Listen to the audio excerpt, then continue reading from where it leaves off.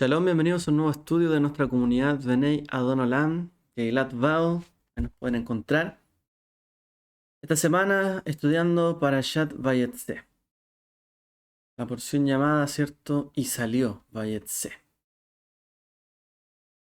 Bueno, ¿qué podemos decir en resumen de esta porción?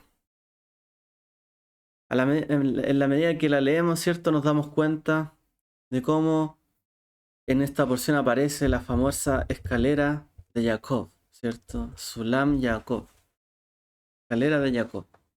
Y él experimenta esta famosa visión y profecía a su vez, ¿cierto? Luego de esto, Jacob, en su viaje, ¿cierto? En su salida de la casa de sus padres, llega hasta Harán, se encuentra ahí con Rachel, ¿cierto? Y llega hasta la casa, ¿cierto? Del padre de Rachel, Labán, ¿cierto? Familiar de su madre. Y ahí busca casarse con ella, con Rachel. Pero en el momento en que él había dicho, voy a trabajar para ti 7 años para estar con tu hija Rachel, ok, ese es mi precio. Eso es lo que pagaré, ¿cierto? Para, para poder, ¿cierto?, desposar a Rachel. Resulta que ese día, ¿cierto?, del matrimonio, Labán cambia a Lea por Rachel. Perdona, sí, pues, no, a Rachel. Cambia a Lea por Rachel. No, cambia a Rachel por Lea. Leemos así. ¿Cierto? Para que finalmente tenga a la hija mayor, Lea, ¿cierto? Jacob tiene que estar 7 años más de servicio para poder desposar, ¿cierto?, a Rachel. En eso vemos cómo nos cuenta la Torá que Lea da a luz a Reubem, a Shimeón, a Leví y a Yehudá. Rachel también da, ¿cierto?, a su sierva, a Jacob Bilha, que le da a luz a Dan y Naftalí. Y Lea también le da, ¿cierto?, a su sierva a Jacob Silpa, con quien da a luz, ¿cierto?, a Gad y a Asher. De la familia pasó de un hombre huyendo, ¿cierto?, de casa de su padre por causa de su hermano, ahora ya tener bastantes hijos, 2 esposas, 2 siervas. Estamos hablando ya de una familia que había crecido mucho, ¿cierto? Un montón. Aparte de sus posesiones. Luego, ¿cierto?, vemos dentro de este mismo contexto que mencionábamos que Rachel habla con Lea para que pudiera, ¿cierto?, poder estar, ¿cierto?, con Jacob por mandrágoras. Y después de esto, ¿cierto? Bueno, Lea da luz nuevamente a Isahar y a Zebulún. Y finalmente, después de todo esto, Rachel finalmente da a luz un hijo, el cual le llamó Yosef y añadió. Y Jacob se acerca, ¿cierto?, a Labán para ya negociar un salario adecuado para el servicio. Ya podríamos decir, está todo listo, la familia, basta de injusticias, vamos ahora a hacer las cosas justas. Jacob utiliza su conocimiento que tenía como pastor y como un ganadero, ¿cierto?, para amasar fortunas de ovejas, ganado y vacunos, ¿cierto? Luego de estos después de 6 años decide que con Rachel y Lea huirían de Labán. Se irían de allí, finalmente, después de tantos años. Huyen, ¿cierto? Pero Labán los alcanza.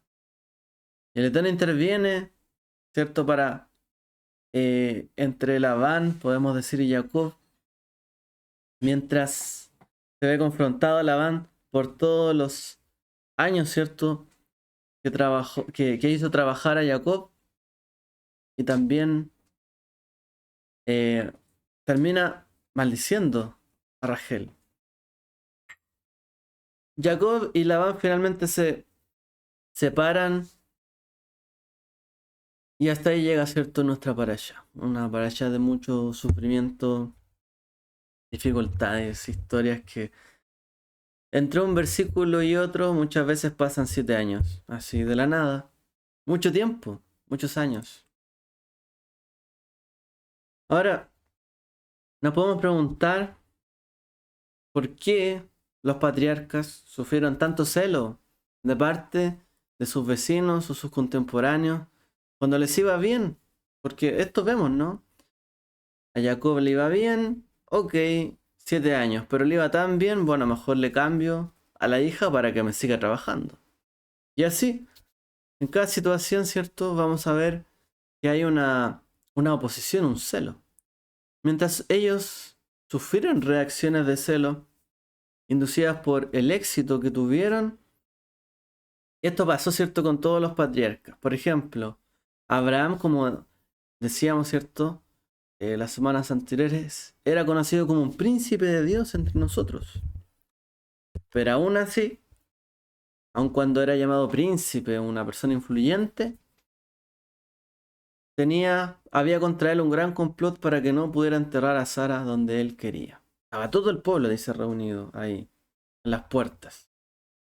Por otro lado, vemos a Isaac, que es expulsado del reino de Abimelech, porque dice la Torá: te has hecho demasiado grande entre nosotros. Y en la porción de esta semana, Labán le dice a Jacob que todo lo que Jacob posee realmente es de él, es decir, de Labán. Todo lo que tú tienes es mío, dice Labán. Yo te he dado todo, te has aprovechado de mí, finalmente. Y Ana dice: wow, qué descaro, ¿no?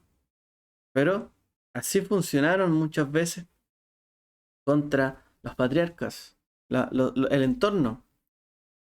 Y si bien la bendición de Dios y la promesa los protegió a ellos, ¿cierto?, nuestros patriarcas y matriarcas, para salvarlo de sus enemigos, de sus vecinos, de sus parientes. Sin embargo, la misma bendición con la cual Dios, ¿cierto?, habló e impregnó a los patriarcas, también les dio, ¿cierto?, que tuvieran enemigos, celos de sus vecinos.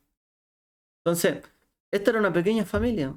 Un hombre, una mujer, otro hombre, otra mujer, otro hombre y ahora dos mujeres. Son familias que, según la promesa de Dios, y pese a ser una familia, se acabó otra familia. Esto no era una nación, no era un pueblo, era una familia.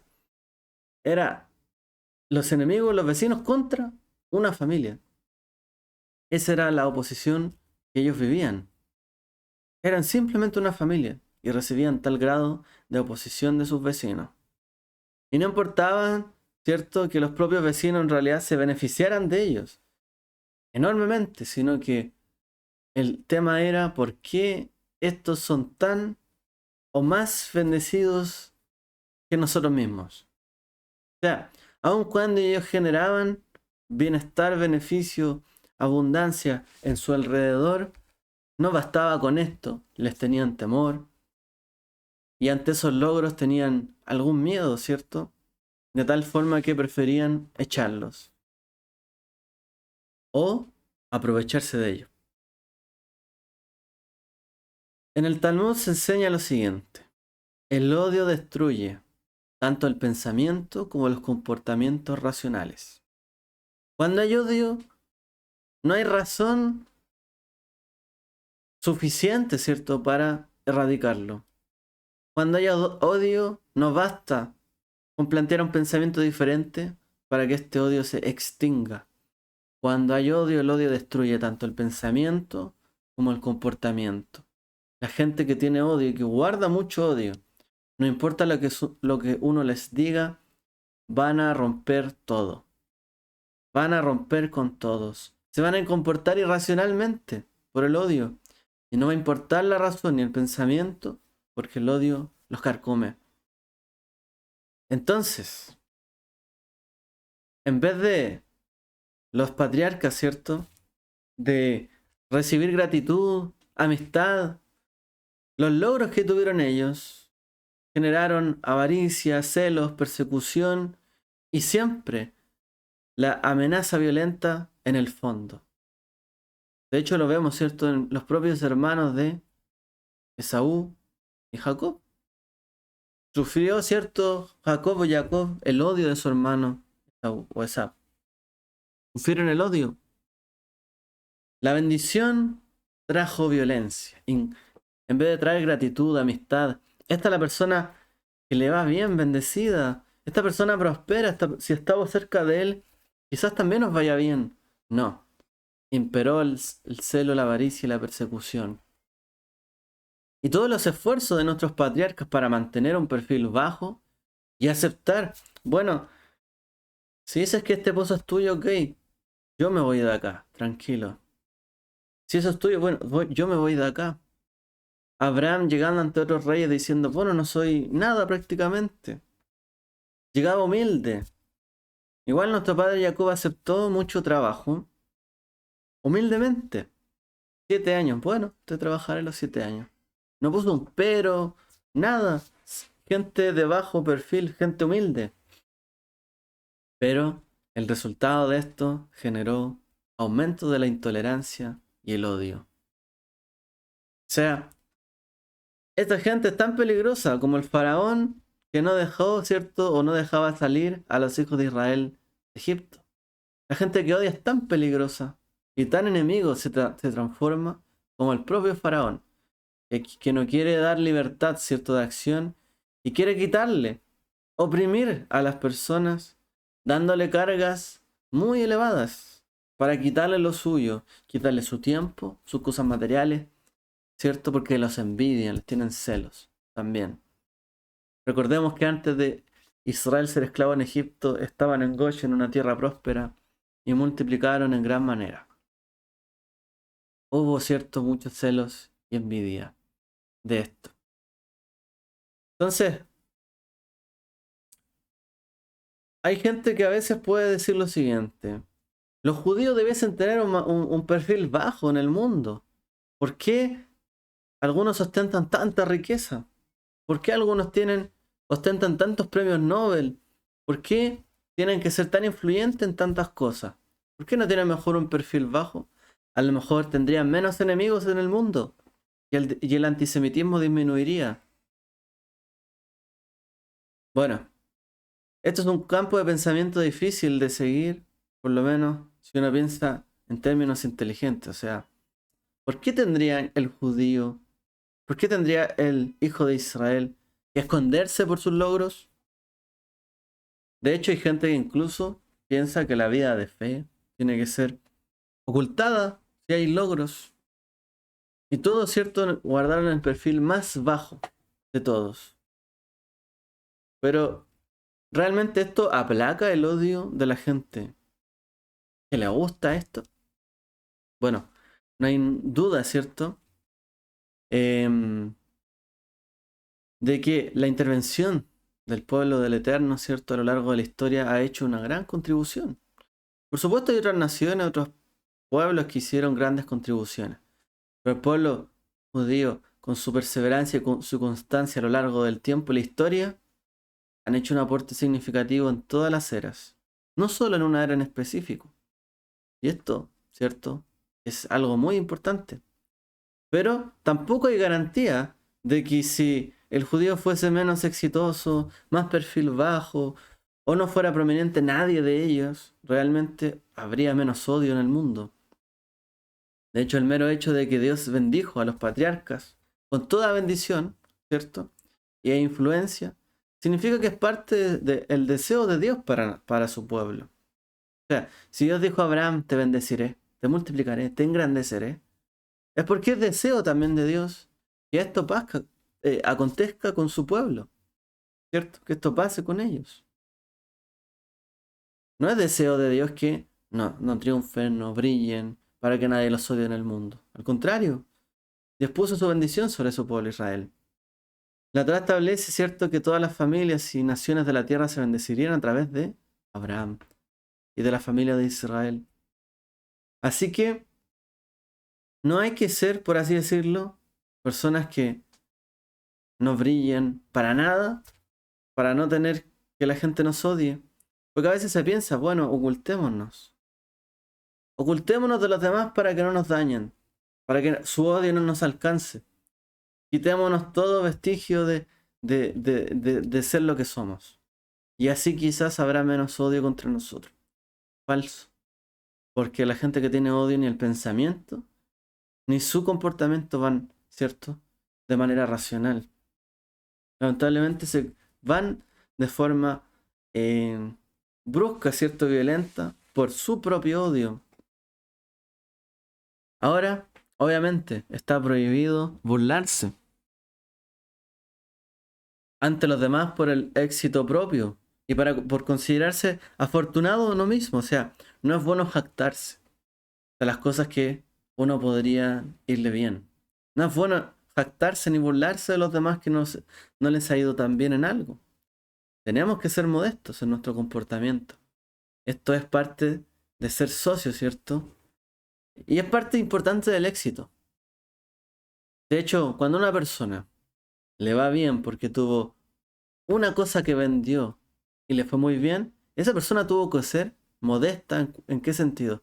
No contarle a todo el mundo lo que está haciendo. No diciendo y abriendo su boca para todo, no, tiene que ser modesto. Tengo un buen negocio, estoy haciendo algo bien, permanezco en silencio. Si me va muy bien, permanezco en silencio. Porque en el momento en que alguien tiene una buena idea quizás y le dice a todo el mundo, se acabó. Quizás ya no es algo de bendición para él. Bueno, tiene que haber cierta modestia en el comportamiento también, porque jactarse antes de conseguir algo tampoco es bueno. Puede que venga otro y te robe lo que tú podrías haber logrado, ¿no? Bueno, es un socio, siempre la modestia es un socio para el éxito dentro de Israel, ¿cierto? Esto sabemos de la escritura. La modestia es un socio para el éxito, la humildad es un socio para nuestro éxito. Bueno, Jacob también tuvo muchos logros, tuvo talento. Muchas cosas ganó, pero también otras quizás fueron difíciles. Siempre es importante haberse mantenido humilde, ¿cierto? Frente a cada circunstancia.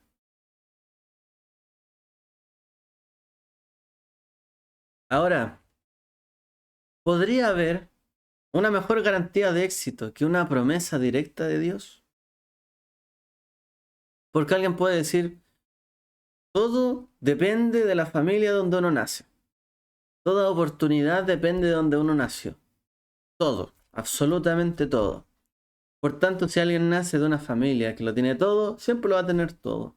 Y alguien que nace de una familia que no tiene mucho, nunca va a tenerlo todo lo que quiere. Pero nos preguntamos, ¿es esa la receta siempre del éxito en este mundo? ¿Es la mejor garantía de éxito haber nacido en una buena familia? ¿No es acaso más grande garantía de éxito, la promesa directa de Dios para nuestras vidas? Porque esto es lo que creemos como gente de fe. Nosotros no podemos decir que simplemente toda la diferencia o quizá la desigualdad de este mundo se debe a que hay diferencia entre ricos y pobres, entre los que tienen más y los que tienen menos. La garantía del éxito de nosotros como creyentes, ¿cierto?, se debe a la promesa directa de Dios sobre nuestras vidas. Esta es la garantía más grande de éxito. Ahora, si uno tuviera suerte de recibir, digamos así, la promesa de Dios, eh, uno debiese recibir tal promesa y llevarla, por así decirlo, o depositarla directamente en el banco. Cuando uno recibe una promesa de Dios, vaya y deposítela, vaya y guárdela. Vaya, ¿cierto? Y protéjala. Cuide la bendición de Dios sobre su vida. Después de que Jacob, ¿cierto?, deja la casa de sus padres, tiene este sueño, ¿cierto?, esta visión profética de una escalera llegando hasta el cielo. El Eterno se le aparece y le dice, he aquí, yo estoy contigo, te protegeré donde quiera que vayas, y luego te haré retornar a esta tierra. La promesa es explícita, dice, yo estoy contigo, te voy a proteger donde sea que vayas. O sea, yo voy a estar contigo donde sea que vayas, y además, yo también te haré volver a esta tierra, de la cual estás huyendo, pero que también es parte de la promesa sobre tu vida. Pero sin embargo, cuando Jacob se despierta de este sueño, le dice al Eterno, en su oración, que le proporcione ¿qué cosa? Pan para comer y que regrese a la casa de su padre en paz. Complemento, dice, dame pan para comer y ropa para vestir, y regrésame a la casa de mi padre en paz. Entonces, el Eterno le dijo, yo voy a estar contigo en todo lugar. Una promesa extraordinaria. Yo estaré contigo en todo, siempre, al salir y al retornar. ¿Por qué entonces Jacob se fijó en el pan para comer y en el vestido para vestir y volver a la casa en paz si Dios le había dado tan grande promesa? ¿Por qué quería pan y vestimenta si Dios le dijo te voy a acompañar en todo? ¿Por qué consideró Jacob ser necesario esta petición? Si realmente el Eterno le había dicho te voy a dar todo en la visión. O sea, cuando el Eterno le dijo te voy a proteger, voy a estar contigo siempre, ¿no incluye eso acaso la ropa para vestir, la comida, ¿cierto? Para comer, la bebida para beber? ¿No incluye todo eso? ¿Cierto? ¿Por qué él dijo, bueno, dame pan para comer, ropa para vestir? Si yo ya le había dicho, te voy a acompañar en todo. ¿Con qué otro fin podría haberse utilizado estas palabras? Bueno, pensemos en Jacob un poquito. Estamos poniéndolo en la figura de un patriarca elevado, exaltado, pero era una persona que estaba en un momento crítico en su vida, venía huyendo, ¿no? Porque tenía una amenaza de muerte sobre su vida. Al mismo tiempo, ¿cierto? Estaba exponiéndose, estando en el campo libre, digamos, a cualquier tipo de amenaza, algún bandido, algún animal salvaje, etcétera. En casa de sus padres estaba protegido, habitaba en tiendas, estaba aislado, lejano, ¿cierto? Incluso de cualquier peligro. En ese ambiente Jacob se crió y de hecho floreció para ser quien era él. Una persona, dice, que habitaba en tiendas tranquila, de buenas intenciones, y se llegó a convertir en un digno sucesor de Abraham e Isaac. Pero ahora, ¿cierto? En la casa de Labán, donde estaba llegando, había salido a un lugar peligroso y estaba llegando a un lugar extraño. Por primera vez, por así decirlo, se topa con el engaño. En la casa de sus padres no había engaño. Entre Isaac, ¿cierto? Su madre y su hermano, o sea, eran una familia. ¿Hasta qué pasa? El problema del engaño de la primogenitura. Pero él no había experimentado él en carne propia esto. De hecho, quizás él no lo hubiese hecho, pero fue su madre el que lo indujo a que lo hiciera. Pero él no había experimentado el engaño. Y llega ahora a la casa de Labán a experimentar por primera vez el engaño descarado contra él. ¿Cierto? O sea, llegó a un lugar, ¿cierto? Un ambiente muy, muy diferente. Había engaño, avaricia y tentaciones. ¿Cómo se iba a ver afectado él? ¿Sería capaz de mantener su vida espiritual, su nivel moral, como si hubiese estado en una burbuja, ¿no? En la casa de su padre, ahora afuera? ¿Quedaría él atrapado en el engaño de las riquezas? ¿Quedaría él atrapado en el engaño, ¿cierto? Quizás de las tentaciones. ¿O cambiaría toda su sabiduría por acumular mucho, demasiado o demasiada riqueza?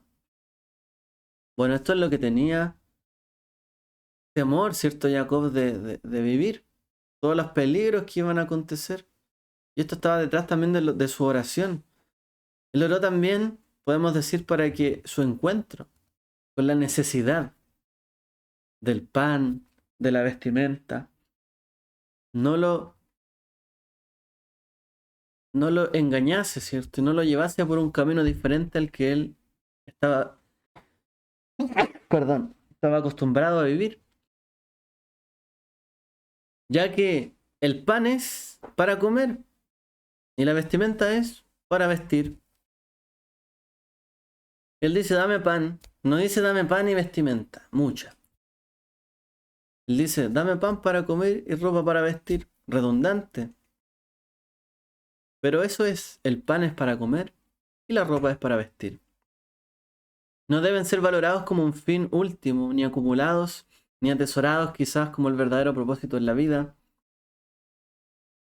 Es el verdadero propósito de la vida, tener mucho pan y tener mucha vestimenta. Finalmente, después de todo, bueno, Jacob oró para que el Eterno le diese agua, pan para comer y ropa para vestir, para estar también enfocado en las verdaderas cosas que valen la pena en este mundo. Dame lo que necesito. Es como dijera Yeshua, dame el pan de cada día. Dame lo que necesito. Eso le está diciendo. Pan para comer y ropa para vestir. Nada más. Para estar enfocado en lo que realmente importa, ¿no? O sea, y dice, luego llévame y devuélveme a la casa de mis padres en paz. Es decir, en paz consigo mismo, en paz con lo que él iba a vivir. Protegido físicamente como también completo espiritualmente. Estar en paz consigo mismo. Para una persona que tiene avaricia, que tiene mucha codicia, no es posible. El que codicia nunca está en paz, porque siempre quiere más, y más, y más, y más. Y el que avaricia quiere algo del otro, quiere más y más y más, y nunca está en paz. Y él pidió volver en paz. Dame solo pan para comer y ropa para vestir. Quiero volver en paz a la casa de mis padres. Ser completo con tu bendición, pero también sé las tentaciones que yo puedo vivir. Y él oró en el fondo para que el Jacob que salió de la casa de su padre fuera el mismo Jacob que volvería a la casa de su padre. No un Jacob diferente, mucho más materialista, como decimos aquí en Chile, sobrado de todo, sino un Jacob que vuelva teniendo pan para comer y ropa para vestir. Eso es lo que se busca, ¿cierto? Una pequeña parábola, un pequeño midrash. Una vez, un hombre rico de una tierra lejana fue a visitar a un sabio que vivía en un lugar apartado, y él vivía en una casa sencilla, y uno podría decir, uy, esto, ¿cuándo se va a caer? El interior era apenas tenía algunas cosas, algunos muebles. De hecho, el sabio se centraba en algunos troncos que tenía cortados. Ninguna silla había por allí, ni hacía juego una con otra. No es que había un set de 6 sillas o más. El mantel estaba por ahí nomás. Pero este era un hombre muy sabio y reconocido. Cuando esta persona rica llegó, el sabio lo saludó afectuosamente y le dijo, bueno, tome asiento. Ahí está la silla, por favor siéntese. Para atenderlo. Y esta persona rica miró la silla, le echó un ojo, tuvo temor de que se fuera a caer. Y bueno, se sentó. Y se sorprendió de que no se destartalara aquella silla, bajo su peso.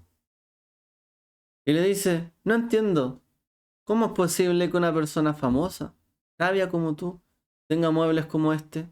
¿Por qué no tienes muebles reales o muebles más importantes si eres una persona muy reconocida?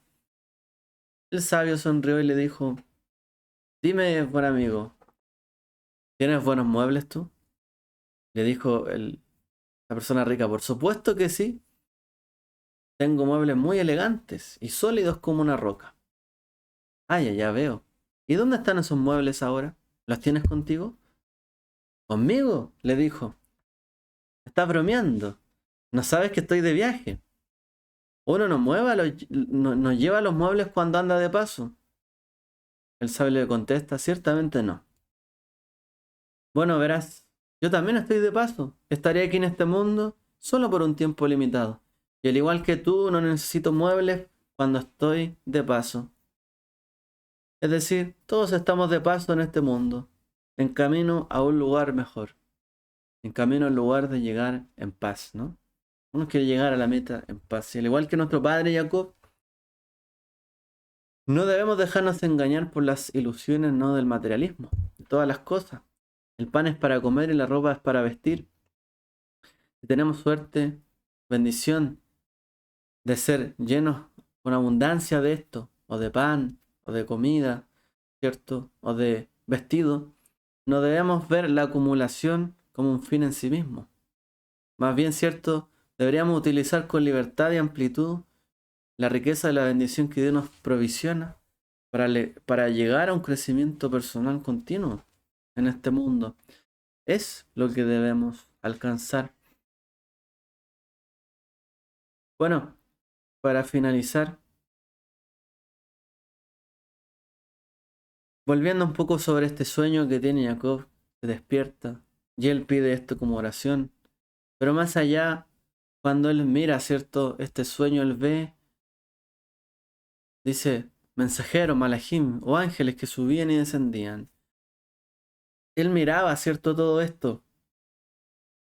Y él además se dio cuenta que esa tierra la poseerían él y sus descendientes. Casa de Dios. ¿Cuál fuera el propósito de esta visión? ¿Por qué él experimentó esta visión sobre su vida? ¿Qué había en el simbolismo de este sueño? Bueno, hablando del final de las cosas, porque hemos hablado un poco del materialismo, hablemos un poco sobre la naturaleza humana. Los sabios nos han enseñado, ¿cierto? Y las escrituras nos hablan de que somos criaturas híbridas, es decir, tenemos dos partes, un alma y un cuerpo. Y que de hecho entran en contradicción muchas veces, contradicción viviente. Se dice que el alma es una parte, ¿cierto? Una porción elevada del espíritu inmortal que siempre lucha por fusionarse con su fuente divina, es decir, con Dios. Siempre busca a Dios, que la insufló, volver a Él constantemente. En cambio, el cuerpo es algo totalmente mortal, formado a partir del polvo de la tierra y siempre buscando nuevas formas de satisfacción físicas. Siempre hambriento, buscando comida. Y nunca satisfecho, nunca con suficiente vestido. Pero cuando el Creador formó al hombre, sopló, ¿cierto? Insufló el alma en el cuerpo de las personas. Milagrosamente, estas dos entidades se unieron en un solo componente, ¿cierto? Lo que somos, nuestro ser. Desde entonces, ¿cierto? Se dice que luchamos contra estos dos aspectos, el alma y el cuerpo. Atrapado, ¿cierto? El alma en una jaula material, física, incapaz de volar libremente hacia las más altas esferas celestiales, anhela trascender, ¿cierto? Las cadenas físicas de esta prisión corporal, elevarse por la espiritualidad, ¿cierto? Del divino. Pero el cuerpo se resiste ferozmente y no la deja partir. Y de hecho el cuerpo no busca morir, al contrario, busca no morir. Como sea, busca la comida para sobrevivir, como sea, busca el agua para sobrevivir y busca todos los medios, ¿cierto?, para aferrarse a la vida. Y de esta manera tampoco deja volar, por así decir, al alma. Y esto lo busca ferozmente cuando más lo necesita y cuando menos también sigue buscando satisfacer sus deseos corporales, ¿cierto? Y que esto muchas veces resulta en opacar el alma y a veces degradarla. ¿Cómo enfrentamos esta realidad? ¿Debiésemos elegir el ascetismo? Es decir, alejarnos de todo lo material para solamente cultivar el alma, el espíritu, el pensamiento, mortificando el cuerpo siempre con un ayuno, todo el tiempo. ¿Deberíamos retirarnos de este mundo a un estado de espiritualidad pura, como un monje tibetano? Bueno, esto no es, ¿cierto?, un pensamiento dentro de la Torá, un pensamiento judío. De hecho, se permite algo así solamente con los nazareos, pero algo particular, un voto por un tiempo, no por toda la vida, ¿cierto? Bueno, el Eterno quiere que una persona funcione tanto en lo físico como en lo espiritual de una manera armoniosa, equilibrada. Eso es lo que buscamos, ¿cierto? Y este es el mensaje que algunos dicen que nos enseña la escalera de Jacob. Nuestra misión es la vida de crear una comunicación entre el polvo de la tierra, este lugar inferior, hasta los cielos más elevados. Una armonía, ¿cierto?, entre el polvo y los cielos. Pero ¿cómo se puede lograr esto? solo a partir de los peldaños de una escalera. Hay que elevarse, pero paso a paso, peldaño a peldaño. Hay que construir logros y cimientos para alcanzar estos niveles. Otra parábola que nos cuenta el Talmud dice lo siguiente. Un día había un rey que partía de viaje y no quería confiar su hermoso viñedo a sus vigilantes. Temía que le robaran las suculentas uvas que tenían en su viñedo. Después de pensarlo mucho, decidió nombrar a 2 centinelas que no le pudiesen robar, entre comillas. Uno era cojo y el otro era ciego. El cojo espiaría a los intrusos y advertiría al ciego que los interceptara. Él dijo, voy a dejar, en vez de alguien que tiene sus plenas facultades, que podría ser más fácil para ellos, ¿cierto?, robarme, dos personas ahí, que entre los dos puedan ayudar a proteger mis bienes, un cojo y un ciego. El cojo espía y le dice al ciego, anda para allá para interceptarlos, si es que me quieren sacar las uvas. Ellos mismos, sin embargo, serían incapaces por sí mismos de trepar y robar uvas. Bueno, tan pronto como este rey se fue, el cojo llamó a su compañero ciego y le dice, ven al sonido de mi voz, me subiré en tus hombros y juntos nos deleitaremos con las uvas del rey. Así que el cojo planeó con el ciego, ¿cierto?, unir fuerzas para ser como uno solo y poder sacar las uvas del rey. Una vez que el rey regresó, encontró que le faltaba una cantidad considerable de uvas. Por lo tanto, llamó a sus vigilantes, el cojo y el ciego. Su majestad, le dijo el cojo, mírame, no puedo dar ni un solo paso. ¿Cómo podría yo haber subido y tomado las uvas? Su majestad, le dijo el ciego, mírame, no puedo ver nada. ¿Crees que puedo subir y tomar estas uvas? El rey movió su cabeza con mucho disgusto. ¿Y qué hizo? Puso al cojo en los hombros del ciego y los juzgó ambos juntos. No por separado, sino como uno solo. Esta historia, ¿cierto? Esta parábola del Talmud que habla del alma y del cuerpo. Posiblemente nos podrían presentar argumentos similares en su defensa. El cuerpo, por un lado, diría... Perdón, el alma podría decir después de la muerte, mírame, Dios, mírame, después de morir. Soy como un pájaro volando por el aire. Ahora que morí, una criatura pura de luz, de espíritu y luz. Entonces, después de morir, y el alma, ¿cierto?, salir de esta jaula que es el cuerpo, diría yo, mírame, soy pura luz y espíritu. Me muevo de aquí para allá, soy un ser elevado, como un pájaro volando por el aire. ¿Qué culpa tengo yo? Y el cuerpo también podría decir, mírame, tirado allí como un trozo de arcilla inerte. Soy polvo de la tierra, arcilla que está ahí tumbado en este mundo. Como si no tuviese vida. ¿De qué me podrás culpar a mí? Si es como el polvo de la tierra. ¿Juzgarías tú al polvo de la tierra? ¿Qué sentido tiene esto?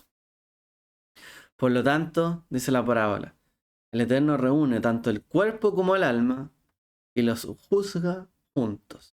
En otras palabras, ¿cierto? Somos un ser completo, un ser nuevo, compuesto de este cuerpo y esta alma que no se excluyen el uno del otro.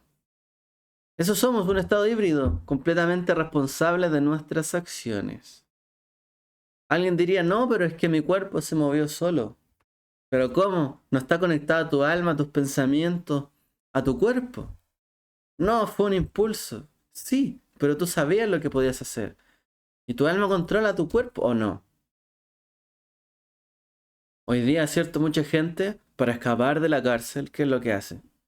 Busca, ¿cierto?, declararse como con alguna enfermedad mental para no tener que cumplir pena de cárcel, sino en un lugar, ¿cierto?, donde recuperarse.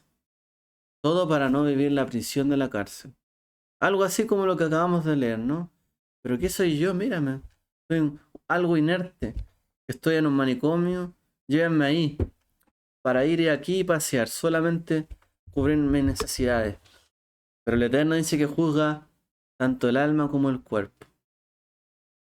Por otra parte, ¿cierto? Debemos moderar nuestra búsqueda.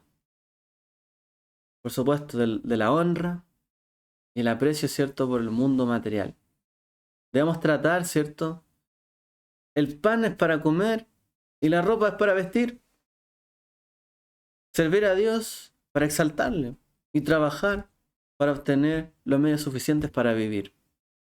Hay que saber colocar a cada cosa en su lugar, pero velas también, ¿cierto? Que somos responsables de nuestras acciones.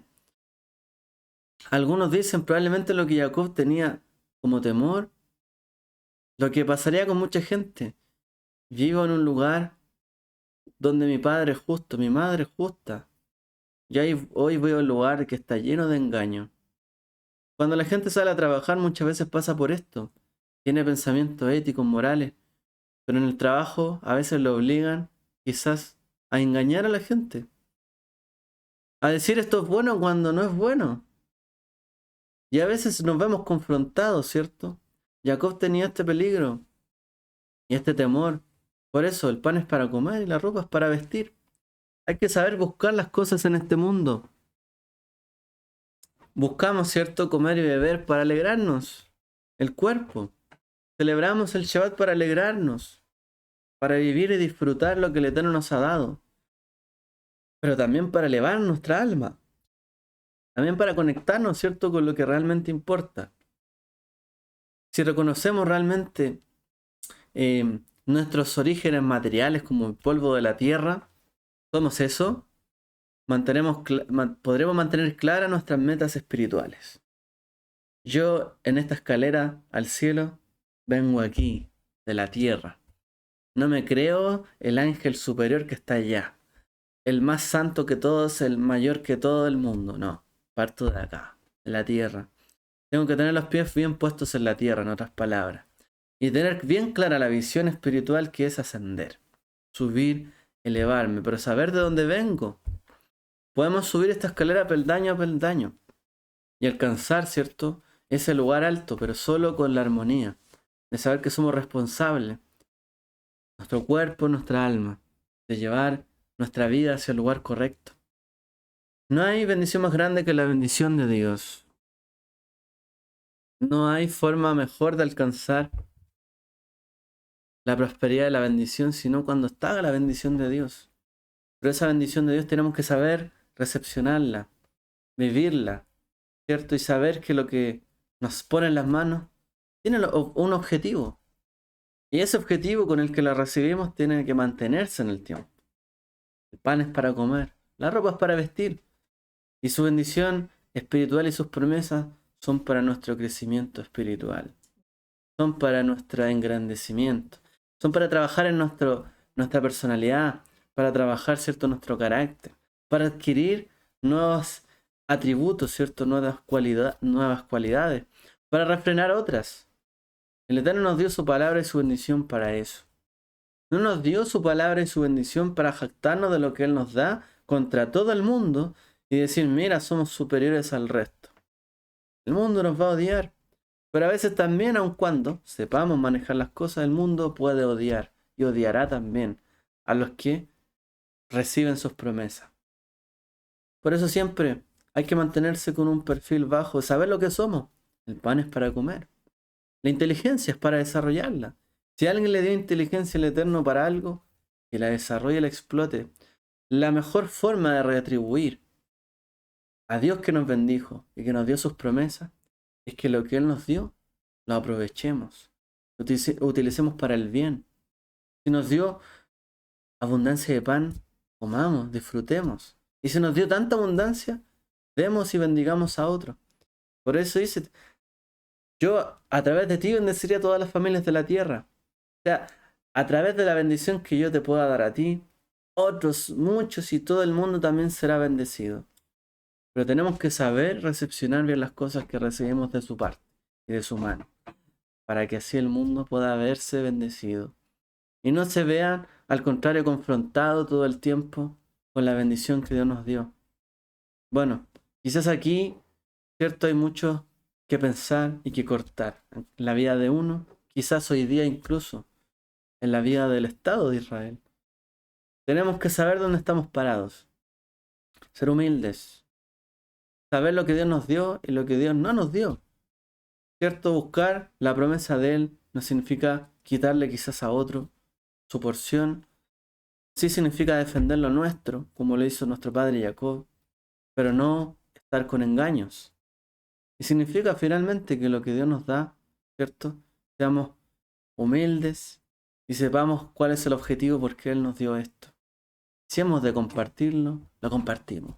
La bendición de Dios, sobreabundante sobre nuestra vida, es la mayor bendición de este mundo. Que el Eterno les bendiga a todos. Shabbat Shalom.